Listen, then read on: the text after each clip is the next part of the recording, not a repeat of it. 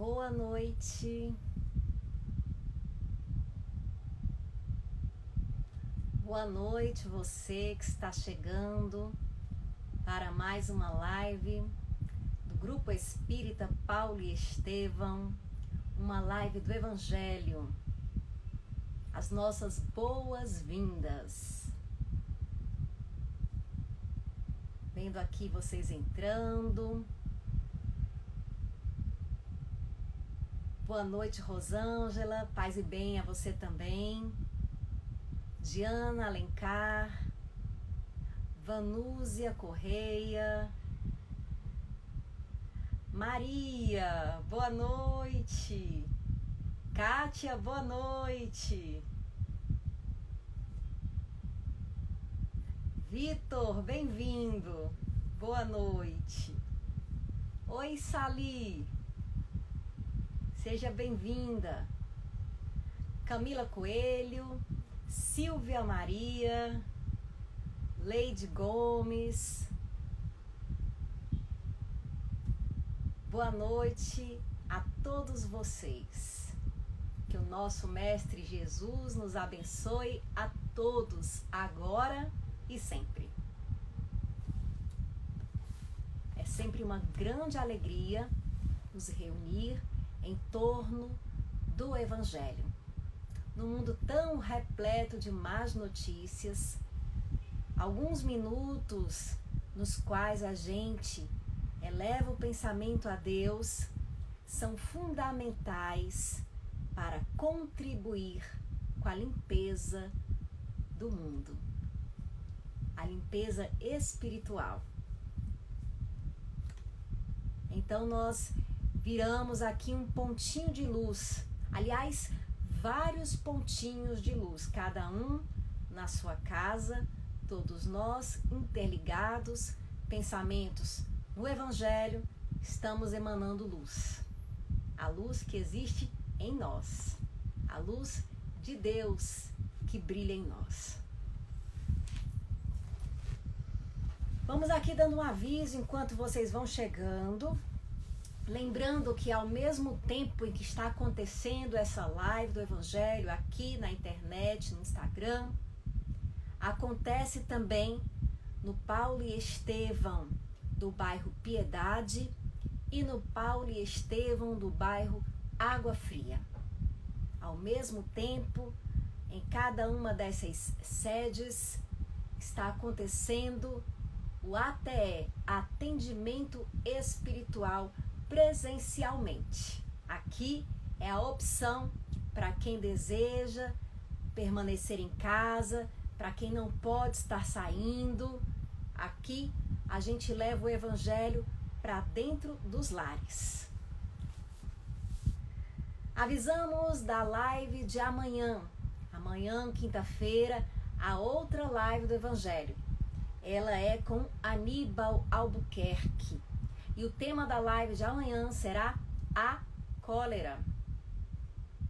Sexta-feira nós também temos live.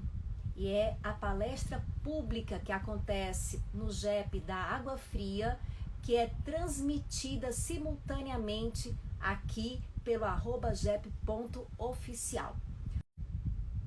Marcos Traeger, trabalhador do JEP e meu marido. Está feito com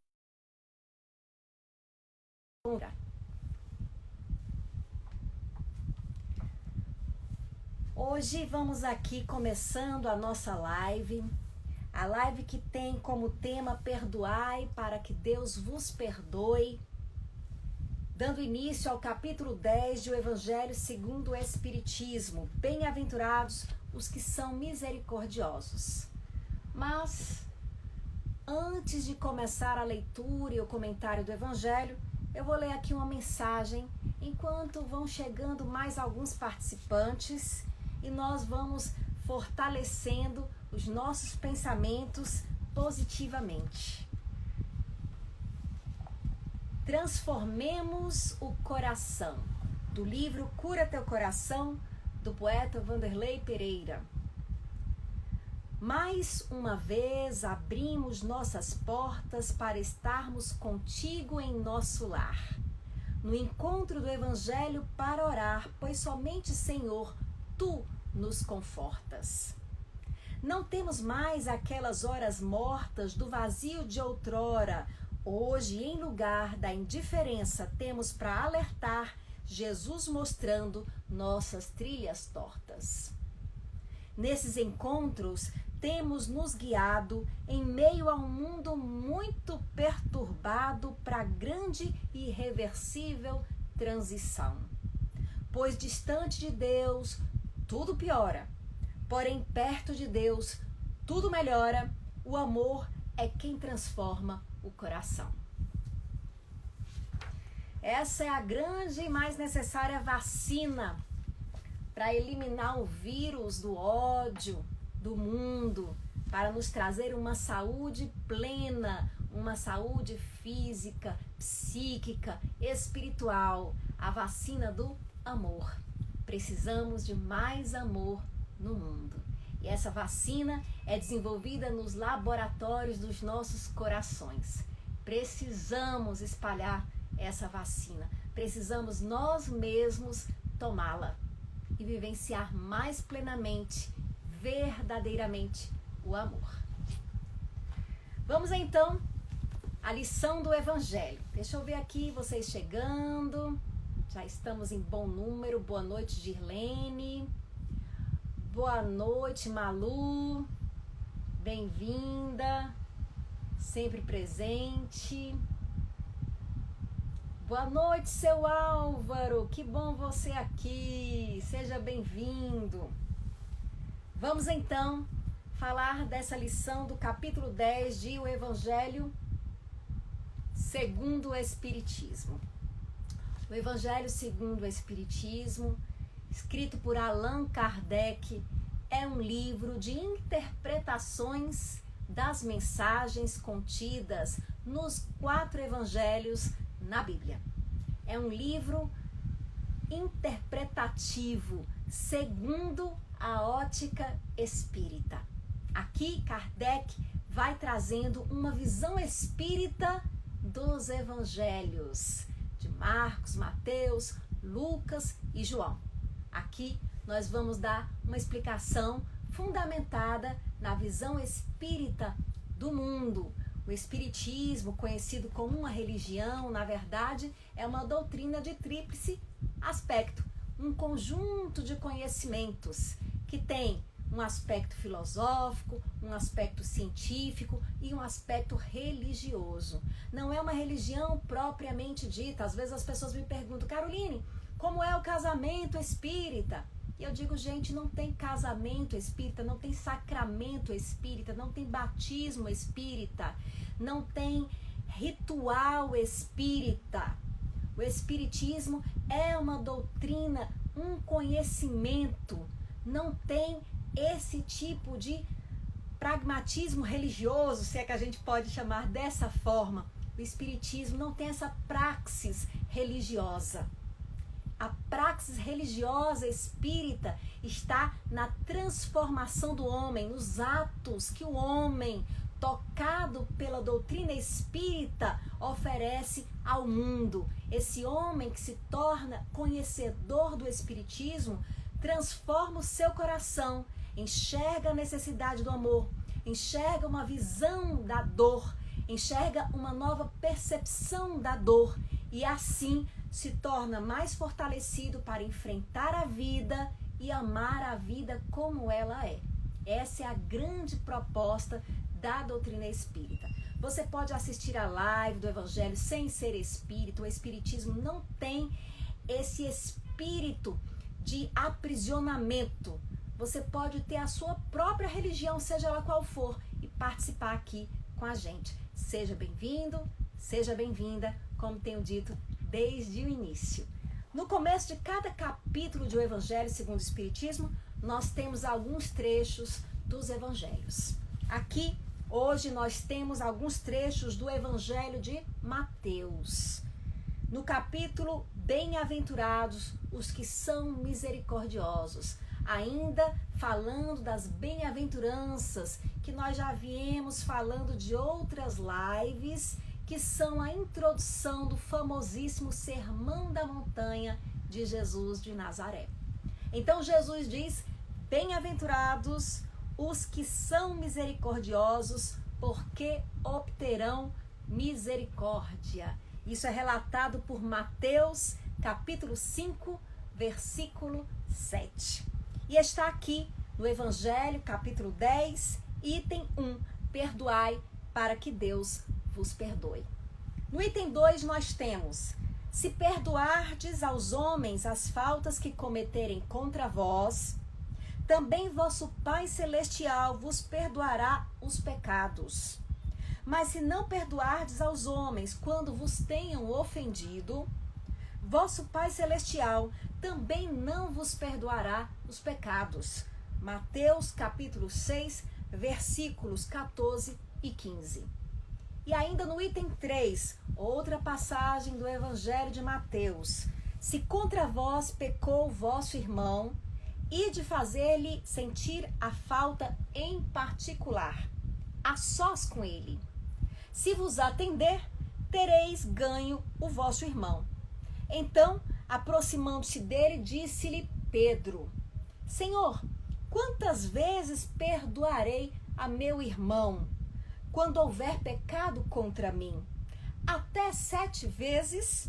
Respondeu-lhe Jesus: não vos digo que perdoeis até 7 vezes, mas até 70 vezes 7 vezes. Mateus capítulo 18, versículos 15 e 21 e 22. Em seguida nós temos um comentário de Allan Kardec, que é o item 4, mas que eu não vou ler aqui na íntegra, só ir pontuando, porque é um comentário falando dessas passagens do Evangelho de Mateus, que são passagens sobre o perdão e sobre o que é perdoar, né? Ele diz aqui: ser misericordioso, porque aqueles que forem misericordiosos obterão misericórdia. E Jesus diz assim: bem-aventurados os que são misericordiosos. Como assim bem-aventurados? Felizes, gente. Ser misericordioso nos faz felizes. Quem tem misericórdia mais facilmente sente-se feliz. Em que consiste a felicidade do homem misericordioso? A gente pode se perguntar. Porque esses homens, as pessoas misericordiosas, elas são dotadas de uma capacidade de compreensão. É uma pessoa que compreende. Então, quando você compreende o outro, quando você compreende as limitações do outro, quando você compreende as condições do outro, você tem menos raiva do outro. Você pacifica um pouco mais o seu coração. Assim como a gente sente quando vê uma criança colocar a língua para fora. Se a gente tem compreensão, isso é uma criança, a gente não fica com raiva. A gente entende, é dela. A gente vai educar, não significa que nós vamos concordar, mas nós vamos compreender aquilo como uma expressão daquele momento evolutivo, daquele momento de maturidade ou de imaturidade, melhor dizendo, da infância. Assim também a misericórdia. Quando você tem um coração misericordioso, você olha para o outro e compreende a limitação do outro. Aí Jesus diz: porque obterão misericórdia. Ora, quando você é capaz de compreender a limitação do outro, você também se torna capaz de compreender a sua própria limitação. E eu poderia dizer que vice-versa. Quando você compreende sua própria limitação, você também se torna capaz de compreender a limitação do outro. É como se fosse uma relação dialética entre as compreensões dirigidas ao outro e a si mesmo. Então, se você compreende o outro, você compreende como um ser humano, como um ser falho, você o enxerga igual a você, que também é um ser humano, que tem suas falhas, você mais facilmente o perdoa. Não é interessante? Você tem mais predisposição a perdoar, porque você entende que ele é humano. Quando a gente erra, a gente sempre sabe o caminho daquele erro e vê que muitas vezes o nosso erro não foi com a intenção de errar. Às vezes sim, às vezes não. Mas tem algum outro ganho que você está buscando quando se comete um erro, fruto de uma certa limitação de visão. Então, do mesmo jeito que nós fazemos isso, os outros também fazem. Em seguida, nós temos a passagem de Jesus que diz assim, que se a gente perdoar as faltas que os outros cometem contra nós, Deus também perdoará as nossas. Bom, eu apontei aqui para cima na hora que falei Deus. Nós temos esse hábito, que é um hábito nascido do simbolismo. Que simbolismo? De Deus estar nos céus. Mas quando a gente diz que Deus está nos céus, significa que ele tem uma visão ampla, que ele não está limitado à nossa visão aqui da terra. É um Deus que pode ver mais. É essa a ideia simbolizada no Deus nos céus, nas alturas. Também um símbolo de uma posição de superioridade, de estar acima, no sentido de inteligência, amor, perfeição. Então, o ser acima de todos, que tem a visão do todo, que é mais perfeito, o soberanamente perfeito é Deus. Mas isso é um simbolismo. Espacialmente, Deus está em todo lugar. Ele está dentro e ele está fora.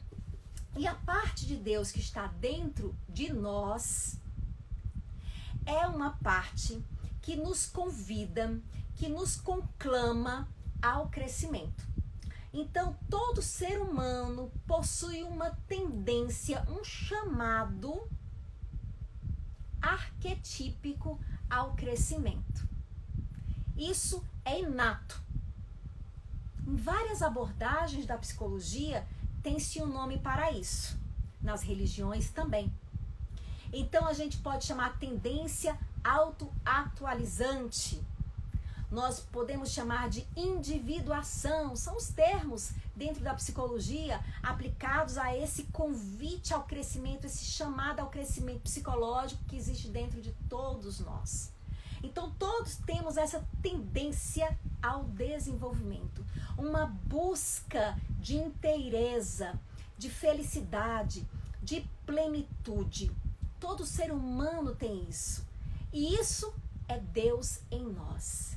Deus nos chamando ao crescimento.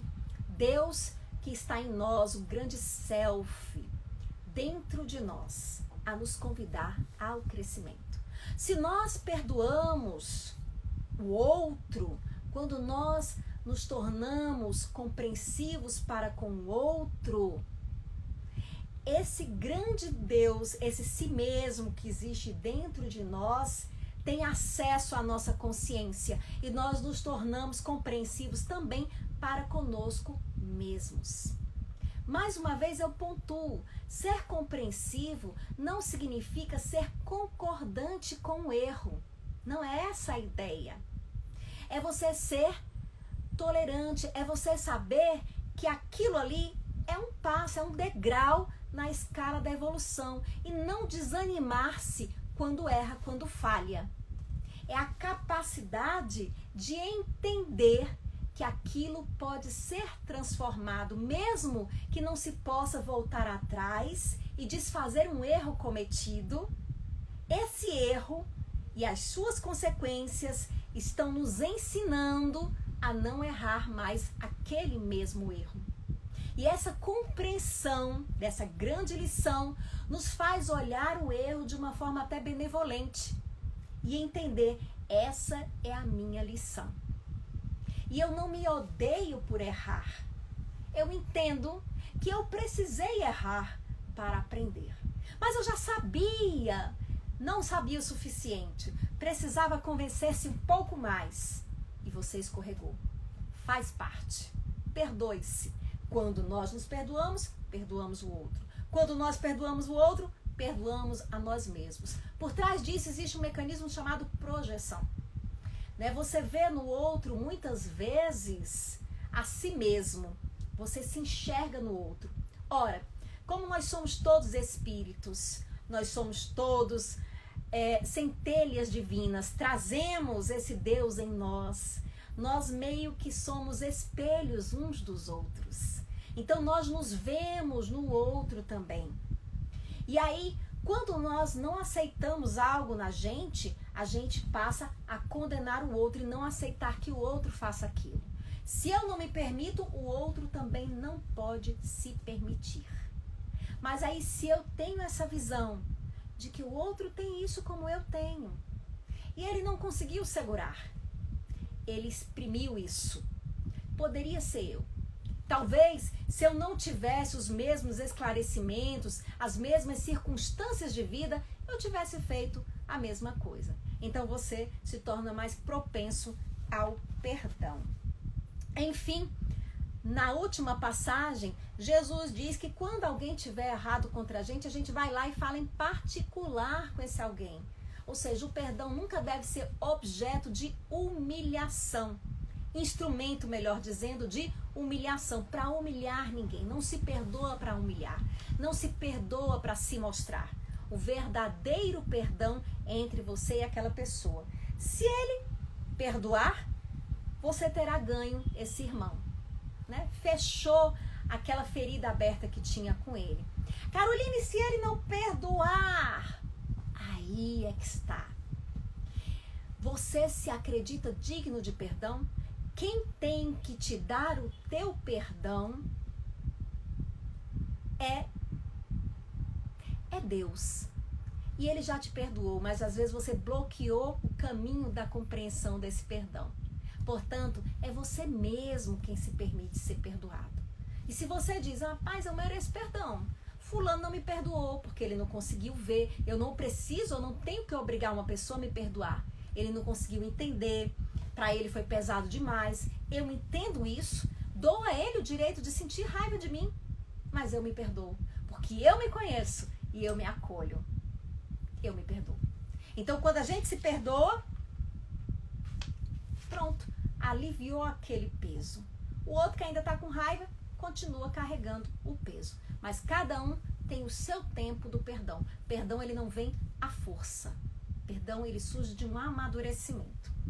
Aqui no comentário do Evangelho, Kardec vai dizendo,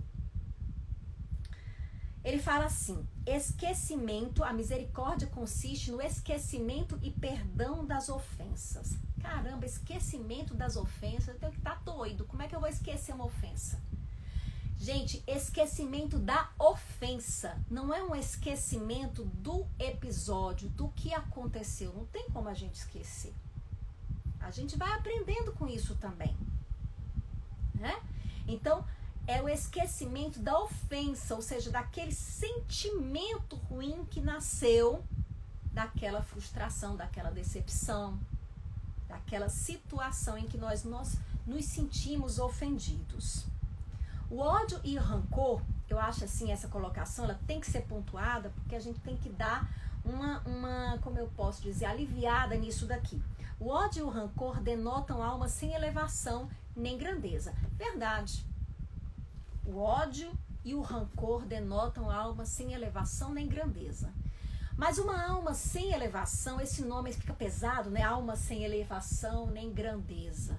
Fica pesado, né? Fica parecendo uma alma assim, lamentável, desprezível. E aí o que acontece quando a gente interpreta dessa forma?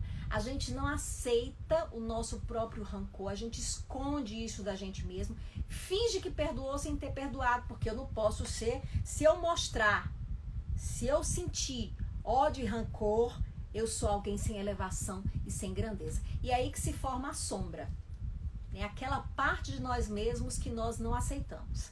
Então assim, sem elevação, sem grandeza, todos nós somos. Já partam desse pressuposto. Né? Sem elevação, sem grandeza, no sentido de espíritos ainda iniciantes na jornada evolutiva. Mas não espíritos sem beleza e sem potencial. Nós temos um grande potencial divino dentro de nós e nós somos maravilhosos e lindos. Então se convença disso. E se você está sentindo ódio ou rancor, né, isso denota a sua imaturidade, a sua inexperiência, a sua pouca evolução. Tudo bem. Você pode ser um espírito pouco evoluído, não tem problema nisso. Foi Deus que nos fez assim. Espíritos com todo o potencial de iluminação, mas que precisam ainda caminhar e se esforçar para chegar nesse ponto de iluminação. Então nós trazemos a angelitude em potência, mas somos espíritos aprendizes, não tem problema. Você vai reconhecer o seu ódio, o seu rancor, e você vai fazer a política da redução de danos. Como é assim? Redução de danos, Caroline? É porque quando você tem ódio e rancor, você não fica bem. Ou alguém fica feliz. Ai, que ódio. Que legal. Tão bom sentir ódio. Tão bom sentir raiva de alguém. Eu acho que ninguém fica assim. Significa que o primeiro afetado pelo seu ódio, pelo seu rancor, é você mesmo. Você não fica bem. Então você quer ficar bem, não quer? O que você vai começar a fazer? Você vai tentar se desligar daquilo. Né? Se desligar, não ficar alimentando, não ficar falando daquele assunto. Eu não vou mais ficar tocando nisso daqui, eu não vou mais ficar remoendo essa ferida. Eu vou me libertar. Quando você se dedica, por exemplo, a uma vingança, você bota aquele outro que te ofendeu no centro das suas ações, no grande objetivo da sua vida. Olha que bobagem. Você está supervalorizando essa pessoa. Então o que você faz? Você vai se trabalhando para o quê? Para não conectar com essa energia. Carolina, eu não consigo. Por isso que você vai colocar outras coisas no lugar. Você vai fazer um grande exercício de limpeza da sua mente. Então você está com ódio, está com rancor? Vamos olhar para as coisas que eu tenho para amar. Por que eu não valorizo também as pessoas boas da minha vida? Fulano me ofendeu e magoou. Nossa, que decepção. Mas que bom que eu tive Cicrano, Beltrano. E se eu não tive Cicrano e Beltrano, que bom que eu não sou assim. Pronto. Você começa a buscar os motivos de alegria que existem na sua vida. E vai tirando a energia. Sabem quando Jesus diz, mostra a outra face? Pronto. Você vai tirando a relevância daquele aspecto ruim da sua vida. Daquilo que aconteceu de tão ruim. Depois, você vai tentar, olha só, você vai melhorar um pouquinho mais. Você não vai mentir. Deus, eu sei que eu detesto fulano pelo que ele me fez. Eu não consigo ainda rezar para o fulano ser feliz, porque isso vai ser falsidade. Senhor, e o senhor sabe que é falso. Eu quero que ele se lasque. Mas eu vou pedir para o senhor para bloquear esse meu querer. Não deixa chegar lá, não. Porque aí eu já vou estar sendo responsável por isso e eu não quero também me contaminar. Me ajuda, Jesus. Me ajuda a curar essa ferida em mim. Traz o foco nesse sentido para a sua cura. Redução de danos. Então você vai tentar ir diminuindo, reduzindo as repercussões daquele ódio, daquele rancor na sua vida, na vida dos outros, no mundo. A gente começa assim. E é um exercício, não é de uma hora para outra. Né? É um esforço. Tem gente que quer melhorar só. Ai, tá tudo bem agora. Isso daí é uma desconexão. Né? Existe uma coisinha chamada dissociação. Você desliga o botãozinho da mente do botãozinho do coração. O interruptor da mente do coração. Então você se desliga, não, aí você fala assim, fulano me magoou, não sinto nada. Porque você desligou esse botãozinho daqui, esses dois chakras. Né? Se a gente for usar a literatura yogi.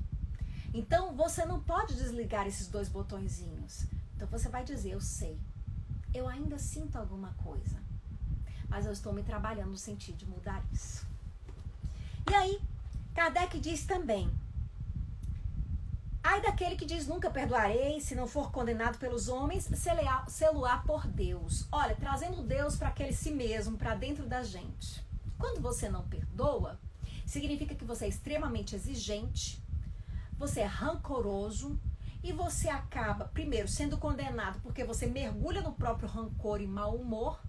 Ou então, na sua própria chatice e exigência, que não aceita nenhum erro, que você também não pode falhar, você então não conhece as suas facetas que são iguais à do outro, você não se conhece, você tropeça mais e você não se dá bem. Então essa é a sua condenação por Deus, entenderam? Não é Deus que fica lá em cima dizendo, Caroline não perdoou, peraí que eu vou botar aqui um castigo para ela soltar um raio. Pá! Não é isso. É mais ou menos nesse sentido. É uma lei que acontece na natureza de ação e reação, de causa e efeito, organicamente. E aí, Kardec termina a lição dizendo para a gente tomar cuidado com aquele perdão que irrita em vez de acalmar. Que o perdão verdadeiramente generoso, ele não faz isso. Isso seria uma forma de satisfazer o próprio orgulho. Não dizer assim, eu já perdoei. Mas você não perdoou nada, você adora ficar pontuando para o outro as falhas dele. Eu vejo isso muito em casais, por exemplo, quando aconteceu uma traição. Então, alguém diz, um cônjuge diz que perdoa, mas não tem vez que no puxo da cartola aquilo ali, pá, mas você fez isso, aquilo ali. E eu, ser de luz, perdoei. Porque ser de luz você não fala, né? Fica entre parênteses, subtentes. Eu, ser iluminado, perdoei. Primeiro, não perdoou porque você está passando na cara o tempo todo. Segundo, não é porque você é ser de luz, não. Você perdoou porque você tinha algum ganho também em permanecer junto com fulano. Com cicrano, com beltrano. Quando eu digo ganho, gente, não é ganho financeiro, não. É ganho de satisfação, de bem-estar, de alegria, de alguma coisa você estava ganhando com isso. Então você não fez isso só porque é o ser iluminado, capaz de compreender todo mundo, não. E aí, Kardec termina dizendo, em toda contenda, aquele que se mostra mais conciliador, que demonstra mais desinteresse, caridade e verdadeira grandeza da alma, granjeará sempre a simpatia das pessoas imparciais. Ou seja, compensa você tentar ser sempre essa pessoa que compreende, né? Gente, eu já disse isso numa live, vou dizer de novo, não quer dizer que a gente tem que ser besta, que vai deixar o outro pisar em você. Veja Jesus. Quando vinham os fariseus tentando trapacear, enrolar Jesus, epa! Raça de víboras! Ele dava uma cacetadazinha. Então nós não podemos ser tolos. A gente tem que se fazer respeitar pela nossa moral, pela nossa postura, né? Eu sei onde você está querendo chegar. Você tem que saber dizer não. Ai, Caroline, eu não sei dizer não. Quando a gente diz isso, geralmente a gente se move, né, para um sentimento de achar que é um grande ser. Ai, eu sou tão bom que eu não sei dizer não. Não sei dizer não para ninguém. Como se isso fosse bom. Mentira. Por que você não sabe dizer não para ninguém? Porque você não tolera que alguém pense mal de você. Você não tolera que alguém não compreenda você. Você quer estar sempre, top. Então baixa a bola, meu amigo. Todo mundo tem que dizer não de vez em quando, inclusive de você. De onde é que você vê? Planeta que você vê, que você não diz não para as pessoas. Se até Deus dá os nãos pra gente. Então, baixa a bola, volta pro teu lugar, porque quem é humilde e quem é bom sabe dizer não. Tem que dizer não. Não saber dizer não não é virtude. Não é. É comodismo. Comodismo dá maior trabalho. Mas é porque não tem como você agradar todo mundo. Mas o grande objetivo é esse. Você não quer desagradar ninguém. Mas não é porque você é bom, não. É porque você não aguenta que alguém não te compreenda. Você não aguenta que alguém pense mal de você. Tô falando isso, gente, não é dando bronca, não. Isso é pra mim, pra você, pra todos nós. Eu digo isso pra mim toda a vida. Por que eu não posso dizer não? Por que eu não posso dizer aqui não? Tenho que dar limite pro outro. Eu tenho que saber os meus limites. E colocar fronteiras entre eu e o outro. Ou melhor, proteger as minhas fronteiras, porque essas existem. Se as fronteiras são desprotegidas, há uma invasão. Se elas são rígidas demais, há um bloqueio. Eu não me abro para ninguém. Eu tenho que ter uma flexibilidade nas minhas fronteiras, mas elas têm que estar vigiadas. Então entra quem eu deixo, sai quem eu deixo. Eu vou aqui mexendo nas minhas relações, no meu comportamento. Agora, eu não posso escolher o que os outros vão pensar de mim. Paciência, o outro é livre para isso. Nem sempre ele vai me entender. Caroline, você pode fazer isso aqui pra mim? Ah, não. Por que não? Vocês já perceberam? Quando a pessoa pergunta por que não, é uma armadilha, é a pior armadilha. A pessoa pergunta pra você, por que não? Aí você geralmente vai dizer uma mentira, porque você não quer dizer a verdade, né? Por que não? Você não quer ir porque tá com preguiça. Aí você não quer dizer, aí você dá uma desculpa. Ah, é porque o carro tá no prego. Aí a pessoa diz, não, mas eu passo aí e te pego. Lascou-se. Então vale mais a pena você dizer, ou se você não quer dizer da sua intimidade, não, são coisas minhas, motivos meus, vou não. Né? Ou então diga a verdade, não vou porque realmente eu não estou disposto. Ah, por favor, as pessoas às vezes têm dificuldade de ouvir o não. E não espere que as pessoas gostem de ouvir não. Saber dizer não é saber, inclusive, suportar o outro não entender. É a parte mais difícil. Porque se o outro dissesse, tudo bem, cara, você disse que não, tudo bem, o respeito era ótimo. A questão é que o outro insiste, persiste, não gosta, não admite. Então quando você fala, você não for fazer isso não. Por quê? Ele vai fazer o julgamento. Se o motivo é válido ou não. Por exemplo, se você quer faltar alguma coisa, um compromisso, você vai inventar trabalho. Porque trabalho todo mundo acha válido. Não, porque eu tenho que trabalhar. Sim. Mas se você disser, porque eu tenho que descansar. Não é motivo. Porque eu combinei de assistir um filme com os meus filhos. Vê depois. Nunca é motivo. Entendem? Ou porque eu quero ficar em casa comigo mesmo, cuidando da minha beleza. Também não é motivo. Então nós temos que aprender que quem vai dizer os nossos limites somos nós mesmos. É claro que eu não vou fazer só a minha vontade. Às vezes eu vou fazer concessões. Né? Alguém vai me pedir, eu vou parar. Eu digo, não, mas eu vou dizer não. Por quê mesmo? É porque eu queria ficar em casa. Mas, poxa vida, nunca saio com fulano, eu vou ter essa chance, eu vou. Então eu vou, mas eu vou sem aquele peso, eu tô indo contra a minha vontade. Eu entendo, eu estou indo porque eu quero, eu estou escolhendo ir. E fulano não me deve nada por isso. Entenderam? Mais ou menos por aí.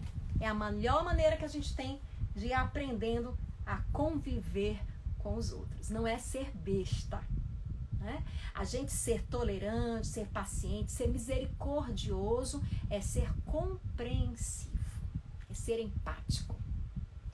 Então deixa eu ver aqui os comentáriozinhos de vocês. Eu vi que já vieram rolando aqui uns comentários, eu só falando e vocês o assunto parece que rende.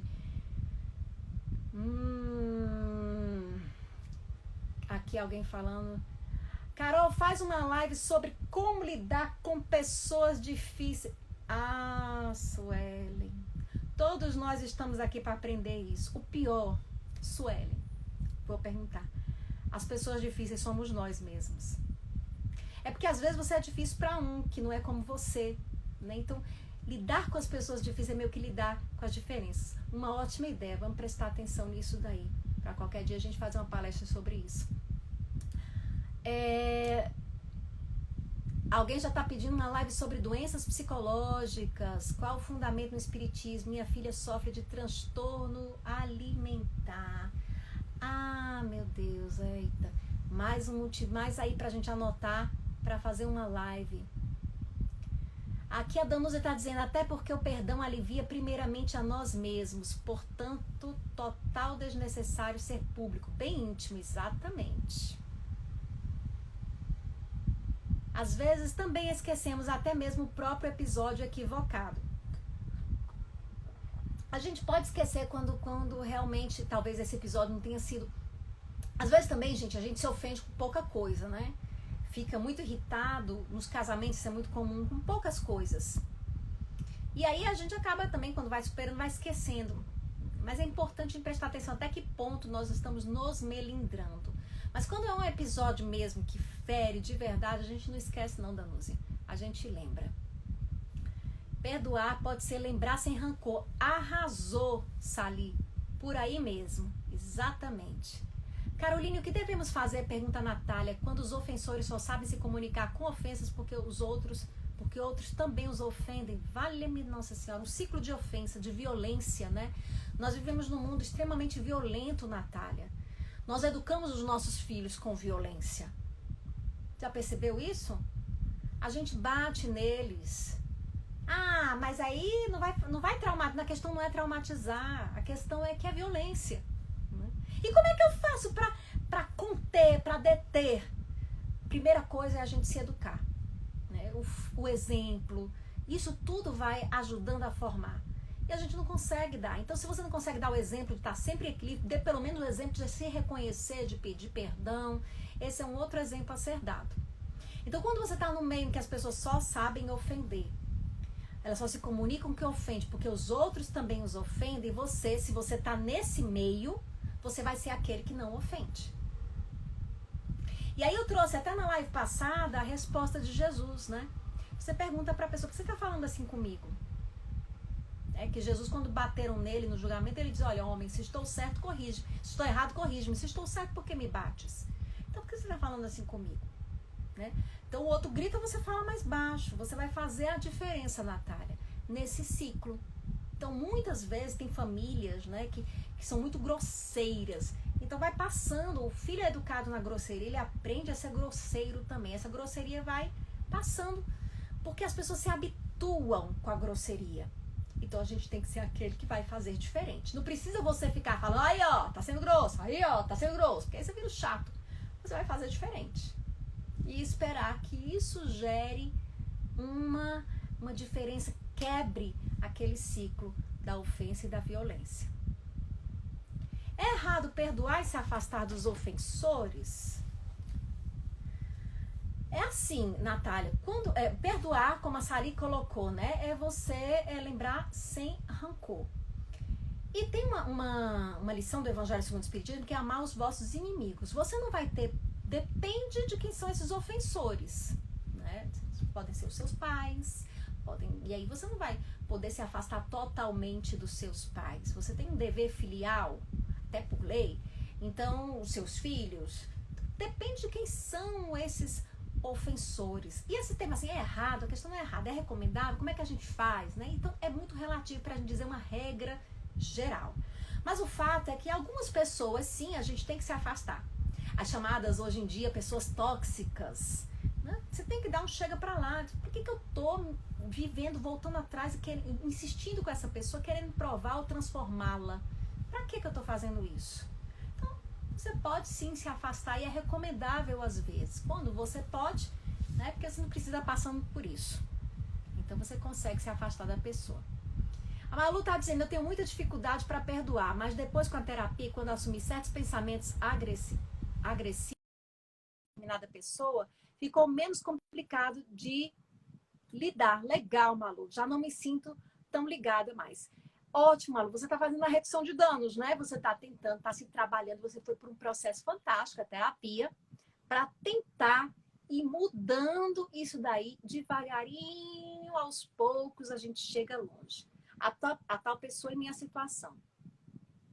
A Danusa está dizendo, já ia perguntar se é errado afastar-se. Gente, não é a questão de certo ou errado. É como eu torno a dizer, né? Você vai ter que ver assim, para mim, o que eu aguento e o que eu preciso. Se eu posso me afastar, por que eu estou insistindo em ficar aqui? Qual é o meu objetivo? Para que eu estou insistindo? Então, como eu digo, por exemplo, em várias lives eu tenho dito, a situação dentro da família entre os cônjuges. Né? Entre os cônjuges. Existe meio que uma cultura que está se modificando, né? De que no espiritismo, eu vou trazer a experiência espírita. Eu escutava muito, quando criança, no espiritismo, de que as mulheres são espíritos mais sensíveis e os homens são mais durões. Logo, as mulheres, elas têm uma capacidade de tolerância maior. Quem diz isso elogiando, eu fico até com a música. É porque a mulher tem mais capacidade de tolerância. Mulheres foram mais educadas para tolerar, porque até um tempo atrás, as mulheres, nós tínhamos que ficar casadas, nós casávamos, era como a gente tinha como se sustentar, as mulheres não trabalhavam, então elas precisavam dos seus maridos, elas estavam totalmente dependentes dele. Se ele as rejeitasse, elas é que ficavam sem os filhos, elas ficavam mal, então elas tinham que tolerar mesmo tudo, não tinha essa escapatória. Mas aí se atribui isso a uma condição, a questão de que ser mulher é espírito evoluído. Na verdade, o espírito ele tanto pode reencarnar como homem, como pode reencarnar como mulher. Existem homens e mulheres mais ou menos evoluídos, mais ou menos sensíveis. Né? Agora, é claro que existe uma cultura que favorece na mulher, né, uma capacidade de observação, um jeitinho mais permitido a mulher ser mais sensível e tudo. Pode favorecer isso daí, mas isso está mudando. cuidando. Então, existia uma ideia de que você tinha que suportar o parceiro que era alcoólatra, o parceiro drogadicto, porque você ama e você vem aqui com um casamento missionário e você tem que suportar aquilo ali até o fim, porque essa é a sua missão. Eu digo, cuidado com isso daí. Porque essa suposta missão pode estar ferindo muito os filhos e perpetuando as relações abusivas, porque o filho homem vai esperar encontrar uma mulher que tolere aquilo que a mãe dele está tolerando, e a filha mulher vai aprender a suportar um marido que faça aquilo que o pai dela faz. Ela vai banalizar o maltrato. Ela vai achar que é normal ser maltratada. Intrinsecamente, isso vai fazer parte da educação dela. Por mais que ela, eu não quero um homem assim, ela tem um nível de tolerância muito maior, porque ela foi criada dentro desse esquema. Então, a gente tem que ter cuidado. Então, assim, será que não era para se afastar mesmo? Então, a gente tem que ver que, na verdade, não existe. Nós somos espíritos mais ou menos no mesmo grau evolutivo. Os casamentos são feitos para que a gente se ajude a crescer um ao outro, não é só um carregando o outro nas costas, não. É uma troca. O pai e a mãe são responsáveis pela orientação do filho, não apenas a mãe, né? Pai e mãe, está chegando aí o Dia dos Pais, e cada vez mais, graças a Deus, os pais estão tomando mais isso para si também, a afetividade, a importância do diálogo, né? Da tolerância, da compreensão. O feminino está despertando cada vez mais dentro dos homens, inclusive. Então, isso é muito bom que esteja acontecendo. Então, tem momentos, sim, que é para a gente dizer, mesmo tendo perdoado, olha, eu perdoo, eu entendo, né? Fulano, ele agiu assim comigo, essa esposa pode dizer, né? Porque ele tem os traumas dele, porque tem as dificuldades dele, mas ele vai se tratar, ele tem que fazer o tratamento dele. Porém, eu casei não para ser a terapeuta dele, eu casei para ser a esposa dele. Né? E eu tenho uma responsabilidade comigo, com os meus filhos, se houver filhos, mas comigo. Porque se tem alguém que tem que zelar por mim, pela minha integridade, pela minha saúde, sou eu. Então, por amor a mim, muitas vezes é preciso eu dizer, eu te amo, mas eu também me amo. Você tem que cuidar de você e eu cuido de mim. Ah, mas ele está sem condição. Ele sabe o caminho das pedras. Nós vivemos num mundo, no século XXI, onde existem psicoterapias, onde existem centros de ajuda, onde existem CAPs, existe tudo para que as pessoas possam buscar um melhoramento e uma cura para suas mazelas psíquico-espirituais. Eu rezo sim para ele ser feliz, mas não quero perder. Eita, Danusa, tu ficaste traumatizada, né? É errado? Não, vá fazendo, Danusa. Gente, ó, não vai. Nós vamos agora aprender o seguinte: a gente vai parar para perguntar se é errado ou se é certo. Tá bom? Você vai confiar na sua análise.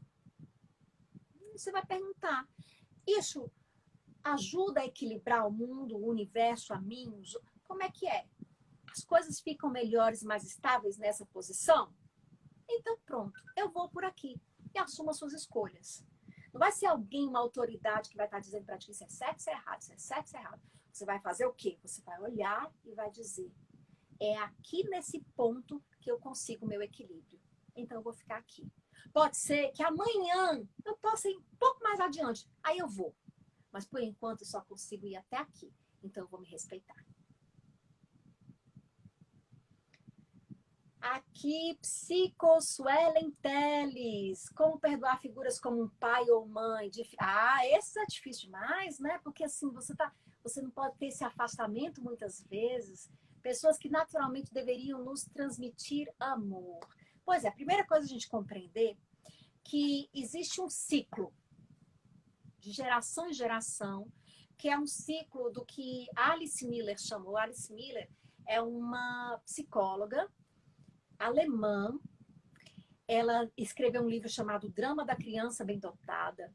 Escreveu também A Verdade Liberta, muitos livros sobre educação. E aí ela fala desse ciclo do abuso que vem passando de violência de geração em geração. Então eu entendo que os nossos pais, né, eles foram muitas vezes eles reproduzem com os filhos a educação que eles receberam. os modelos de educação que eles receberam, as referências dele foram os pais dele. Ah, mas eu vi minha avó é tão boazinha depois que ela virou vovó. Mas será que quando ela era mais novinha ela era desse jeito aí? Então a gente vai entendendo que isso tem uma história, que existe uma formação. Então isso vai te ajudando a compreendê-los. Opa, não é dizer assim, ah, eles erraram tentando acertar. Nem sempre, às vezes eles erraram só porque não foi nem tentando acertar, é porque estava com raiva mesmo, eles erraram porque tinham seus traumas, eles erraram porque não prestaram atenção, eles erraram porque são gente, né? Então você entende, eles erraram aqui. Eles deveriam me transmitir amor, mas talvez eles não tivessem amor para transmitir. Eles não se amassem o suficiente para conseguir amar alguém, amar uma criança. E era meio que imposto a um casal ter filhos. Então a sociedade cobra até hoje do casal o filho. Então eu tenho que ter filho. E às vezes o casal não estava preparado, não estava curado para ter filhos. Então essa doença eles vão passando para o filho através da educação. Mas alguém pode quebrar esse ciclo que passa de geração em geração. Então você cresceu, você consegue enxergar, você não vai dizer que é uma besteira a sua dor infantil. Eu acolho essa minha dor. Eu sei que faltou para minha criança esse amor. E eu compreendo as feridas que foram abertas por isso. Eu me compreendo, eu me aceito. Mas eu sei que hoje eu não estou mais naquela época. Eu não sou mais tão dependente deles. Eu não sou dependente deles. Eu sou a adulta que pode cuidar de mim. Se os meus pais não souberam me dar amor, eu hoje sou adulta e eu vou ser para mim essa mãe amorosa. E aí eu conseguirei ser para o meu filho também e para os outros. Então o caminho é mais ou menos por aí. Muito mais simples do que a gente pode dizer aqui rapidamente, muito mais, ou melhor dizendo, muito mais complexo do que a gente pode dizer aqui rapidamente numa live, mas é por esse caminho. Ótimo, Carol, diz Malu. Bloqueie em mim o desejo que fulano se lasque. Isso, na prece, né, pai? Por favor, bloqueie em mim o desejo que fulano se lasque. Não deixa eu chegar lá, não, Deus. Deixa o negocinho se reunindo aqui. Não, de chegar lá, não chega lá, não, não chega lá, não. Então você já vai fazendo, já é alguma coisa essa prece. Redução de danos. Agora que eu tô vendo a parte que vocês falam disso. A Danúzia está dizendo que não deseja que ninguém, nem mesmo o pior dos inimigos, se dê mal, sofra. Não desejo. Ah, que legal, Danúzia. Muito bem, né? Oro por eles, mas não os quero perto. Ah, tá. Não desejo que se dê mal, mas também não desejo por perto, não, né? Tá certo. Tá bom, né? Já vai estar evoluída aí na redução de danos. Muito bem. Me preocupo muito com meu esposo, uma pessoa maravilhosa, mas ainda não perdoa fácil. É o tempo dele. Ele tem o tempo dele, Silvia. Perdoa, mas não esqueça, diz a Cleide. Pois é, mas depende do que tu faz com esse não esquecimento, né, Cleide? Muitas elucidações sobre esse assunto. Ainda falta muita coisa, Danúzia. A Vanessa diz, eu não sei se as ofensas a mim foram de um nível baixo, mas não tenho dificuldades, não. Não sei se é porque as ofensas até então sofridas não foram das maiores. Ou porque você tem um nível de tolerância alto, Vanessa. E isso é muito comum em pessoas abusadas. Não estou dizendo com isso que você foi. Mas pessoas que sofreram muitos abusos na infância, né? Pessoas, elas têm um nível de tolerância alta, elas pouco se ofendem.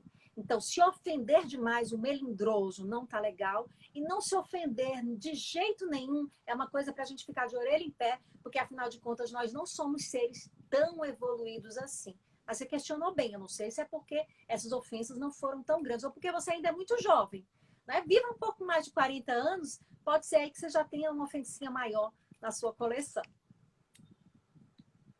O não é libertador, diz a Vanessa. E não dizer não é um caminho sem volta. Enche as coisas de garfo, diz a Danúzia. Não dizer não é um caminho sem volta, mas assim, tem uma hora que a gente pode mudar. Mude, comece a dizer não agora. A mágoa e rancor só fazem mal a quem sente, diz Liliana. Jaci Ferrari descobriu que dizer não é libertador. É verdade. A Vanessa diz, não vou me perdoar. Não vou me perdoe. Ainda mais agora, depois da pandemia. Digo logo, tenho medo de aglomeração. É bom, vocês estão falando aqui alguma conversa. Dizer não é dizer sim. Saber o que é bom para mim. Ah, legal, Danusa. Bem pensado. Você trazendo sim para você. Exatamente. Porque eu não estou afim, às vezes funciona. Cleide, eu sou muito adepta disso, né? Às vezes as pessoas entendem, os bons amigos entendem, né? Não, eu tô. Ou você diz assim, gente, olha, não vou não, eu agradeço o convite, muito obrigada, mas eu vou ficar hoje na companhia de uma pessoa muito maravilhosa. Quem é? Eu mesma. Né? Hoje eu vou ficar aqui comigo, né? Assistindo um Netflix, alguma coisa assim. Pronto, não tem mal. Um amigo de verdade vai entendendo isso daí. Se não entender, também vai perdoar. Querer que a pessoa que nos magoou nos peça desculpa pelo que nos fez é sinal de orgulho? Kátia, né? Teoricamente, perdoar não precisa que o outro peça perdão, né? É da nossa necessidade, sim, de se sentir reconhecido e validado de alguma forma. Mas isso também não tem nada demais. Você pode sentir isso. Eu gosto. Se alguém me ofender, eu quero pedir. Meu marido me ofender, ele tem que me pedir perdão. Porque senão eu fico com raiva. Então, é da gente, né? Da nossa condição evolutiva. Dos males, eu acho que isso é um dos menores. Bom, gente, eu estou vendo aqui muitos e muitos comentários, o tempo indo. Caroline, aquele que se sensibiliza muito com o outro e esquece de si, merece o auto-perdão? Meu amigo, começa a lembrar de si. Se sensibiliza muito com o outro e esquece de si, tem algo errado aí.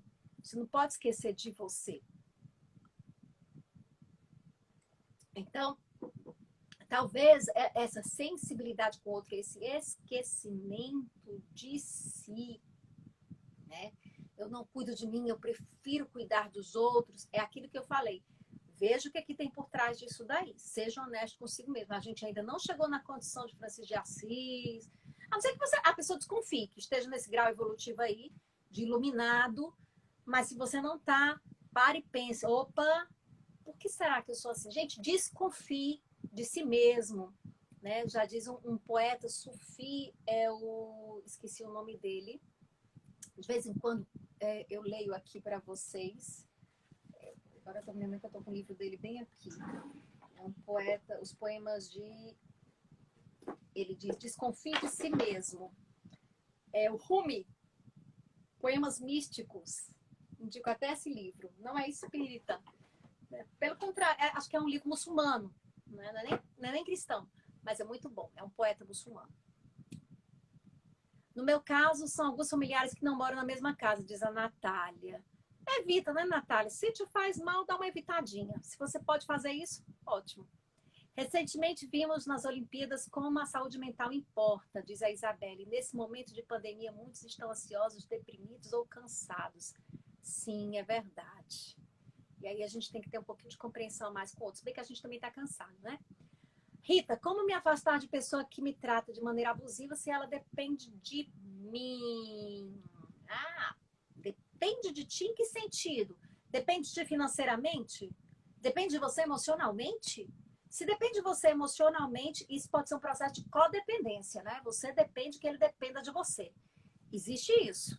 Né? Então, mas se depende de você financeiramente, se é um filho, opa, o que está acontecendo aí?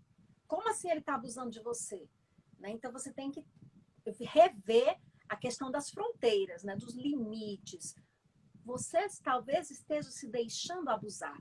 Você pode até não conseguir evitar que alguém grite com você, mas você pode evitar de ouvir o grito.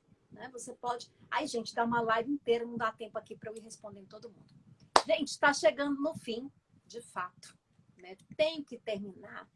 Muita gente colocando coisa que eu acho que dava tempo aqui para outra live. Né? Como faz para perdoar uma traição do marido? Rosilene, pelo amor de Deus. Como é que a gente faz para perdoar uma traição do marido?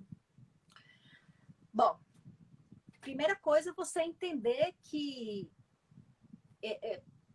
não sei, depende do marido, né? Você entender que, bom, isso depende muito da relação de vocês, do significado dessa traição. O que é que essa traição significou?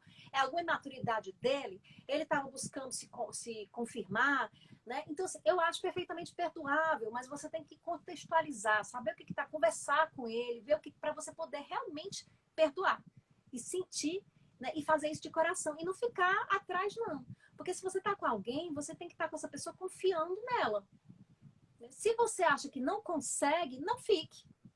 Se for para você ficar a vida toda passando na cara, não fique.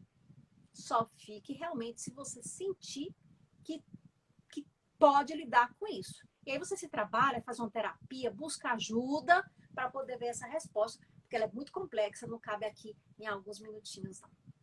Gente, obrigada pela participação de todos vocês. Vou terminar aqui com uma prece poesia, também de Vanderlei Pereira, do mesmo livro Cura Teu Coração. E a prece se chama Sem Perdão, Não Há Cura. Se estás doente, é justo se tratar.